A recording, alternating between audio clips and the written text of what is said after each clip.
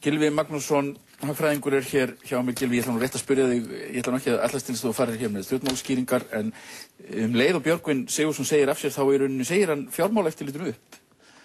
Jú, það kemur raun og veru ekki á óvart að það sé orðið við kröfunni endurnýjun í fjármálaeftirlitinu. Hún var nú hávær strax og bankarnir hrundu og það má kannski segja að betra er seint en aldrei. Þannig að þetta eitt af því sem augljóslega þurfti að gera og það þarf að taka víðar til eins og í Seðlabankanum, en þetta út af fyrir sig jákvætt skref og það ekki að segja annað en að Björgvin líka maður að meiri að hafa axla pólitíska ábyrgð með þeim hætti sem hann gerði. En þér finnst að fjármálaeftirlitið hafi brugðist illa? Já, það auðvitað ekki hægt að komast að annarri niðurstöðu að þegar að bankakerfið hrynur á þeirra vakt að þá bera þeir ábyrgð. Þeir bera þetta ekki einir ábyrgð, en fjármálaeftirlitið var önnur af tveimur stofnunum sem hafði það hlutverk að gæta að heilbrigði fjármálakerfisins. Og þegar fjármálakerfið hrynur þá hefur stofnunin augljóslega brugðist og hinn stofnunin þá Seðlabankinn. Men finnst það einhvern veginn eins og að það verður rosalega lítið komið út úr fjármálaeftirlitinu af þessum málum sem þeir hugsanlega verið að rannsaka það?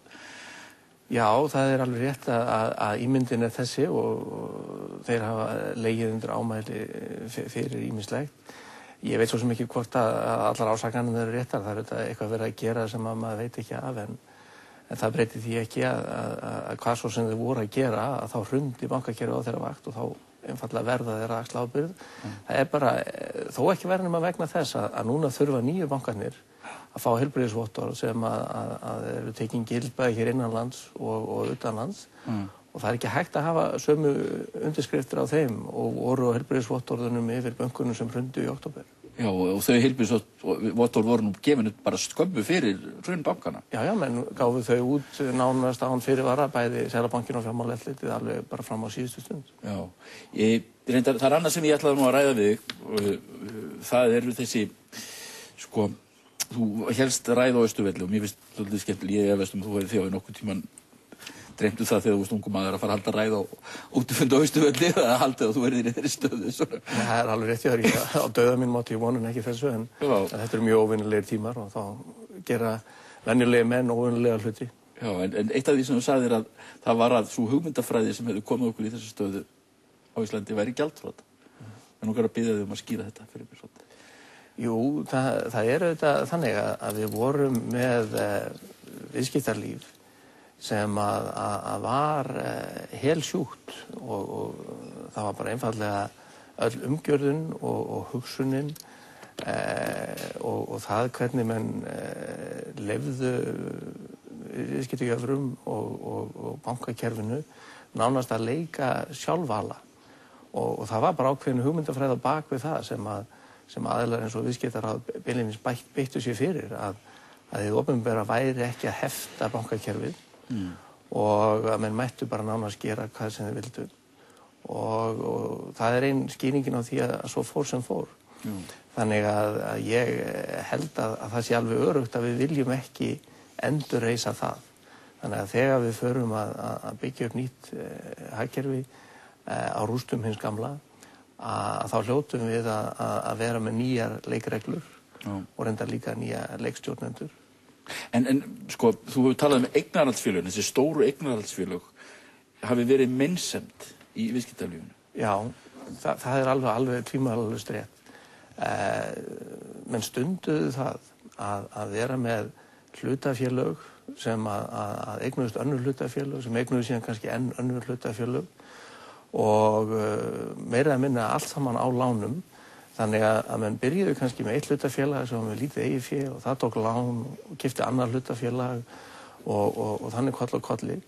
Og þannig breyttu menn á pappírnum tiltölulega litlu eigið fé í einhverjar himinháar upphæðir. En þetta var allt saman nánast sýndarveruleiki því að leið og ábjátaði þá kom í ljós að þetta sem að var bókvært eigið fé það var nú ekki til, það vantaði þann stuðpúða sem að eigin fé fyrirtæki á að vera til þess að þau þoli áföll. Þannig að þetta kerfið þoldi engin áföll.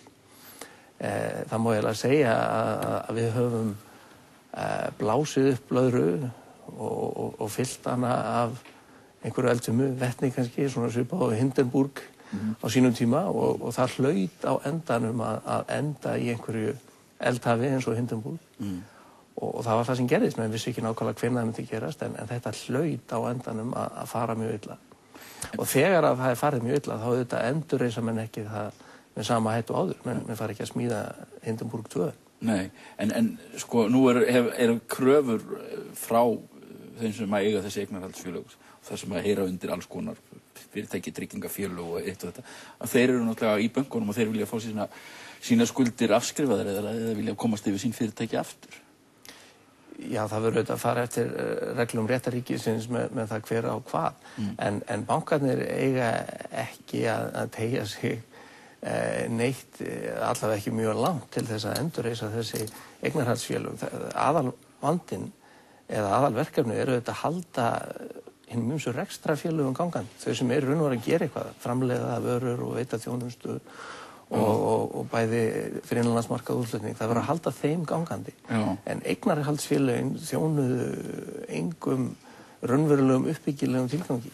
Þannig að það á ekki að leggja neitt upp úr því að endurreisa þau eru eiginlega bara fyrir. En einhvern veginn verður að halda rekstrarfélögunum gangandi sem þessi eignarhaldsfélög áttu og það er eiginlega það verkefni sem bankarnir eiga að horfa á 1, 2 og 3. Það er síðan auðvitað ýmislegt sem flókið þar eins og hvernig eignarhaldi á þessum rekstrarfélögum öllum verður háttað. Einhvern veginn verður væntanlega að selja þau ef að þau eru gjaldþrota að selja reksturinn einhvern veginn en halda honum samt gangandi því að þetta þurfum við alla þessa efnahagsstarf sem er meira að minna áfram. En þannig að það þarf að leysa úr þessu þannig að sko atvinnulífið haldi áfram en þannig að réttlæti sem sé líka gert í leiðinni Já, það er alveg tvímælalaust mjög mikilvægt. Við þurfum auðvitað að endurreisa traustið, traust náttúrulega bara fólks á fyrirtækjum og stjórnkerfinu og við gerum það ekki nema þetta sé gert á réttlátan hátt. En auðvitað erum við bundin af stjórnarskrá og lögum þannig að ég er ekkert að hvetja til þess að verði tekin einn réttindi af mönnum en það er hægt að endurskipuleggja þetta hagkerfi og bankarnir leika mjög stórt hlutverk í því þannig að út úr þessu komi sæmilega heilbrigður strúktúr með miklu smærri fyrirtækjum en við höfum haft þessa dreifðari eignaraðild og vera meira að minna laus við öll þessi eignarhaldsfélög. Ég held að það ætti raun og veru bara að vera reglan nánast að hlutafélög eigi ekki í öðrum hlutafélögum. Bandaríkjamenn hafa náð því fram með skattkerfinu sínu og mér þætti koma mjög vel til greina að við gerum einhverja sambærilega breytingar hér. Já, þetta er náttúrulega ótrúlegar hundakúnstir sem að heyra úr viðskiptalífinu eins og til dæmis hvernig virðist hafa verið og kerfisbundið reynt að halda upp í verði á hlutafélögum, bönkum, eignarhaldsfélögum með svona einhverjum æfingum. Já, þetta er náttúrulega í raun og veru svívirðilegt, það er ekkert að segja annað. Það var verið að setja á fót eitthvað leikrit til þess að halda uppi hlutabréfaverði og menn gengu afar langt til þess að gera það. Og svo reyndir einn hlutur enn á þessum furðulega eigendastruktúr sem að tröllreið öllu hér og hann sá að þessi eignarhaldsfélög voru yfirleitt alltaf með voru annað hvort stoppsett í einhverjum skattaparadísum eða í Luxemburg eða annar stað þar sem bankaleynd var. Og það er auðvitað vegna sem menn höfðu eitthvað að fela eða voru að reyna að komast hjá skattgreiðslum. Þannig að það er enn önnur ástæða til þess að við erum ekkert að púka upp á þessi eignarhaldsfélög í framtíðinni að þau voru öðrum þræði beinlínis sett á laggirnar til þess að komast annarkvort löglega eða jafnvel ólöglega hjá skattgreiðslum. Það blasir alveg við. Já, slóðin endar þar á Cayman og Luxemburg. Já, vel falin og varin af einhverjum lögmönnum sem að þegja. Já, Gylfi, ég þakka þér fyrir að koma í þáttinn. Við ætlum að halda hér áfram og tala við Herdísi Þorgeirsdóttur, prófessor. Þakka þér.